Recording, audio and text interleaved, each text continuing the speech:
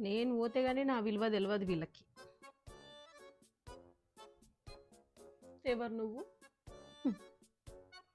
పిచ్చిదానా, నీ అంతరాత్మని. నా అంతరాత్మవా? ఇప్పుడు ఎందుకు వచ్చినావు? నువ్వు విక్తావు కానీ ఎవరిని నరకం దగ్గర నిలబడతావే నన్నా? నీకు ముచ్చట చెప్తా ఈను. నువ్వు వీకినావు అనుకో, నీ అత్త నీ మొగనికి ఇంకో పెళ్ళి చేస్తుంది. నీ పిల్లలు రోడ్ల మీద పడతారు. అప్పుడు నువ్వు నా లెక్క చిచి నేనే ఈ గోడలు పట్టుకొని తిరుగుతుంటా. దయచేసి నువ్వు ఆ పని చెయ్యకు. ఇంత జరుగుతుందా?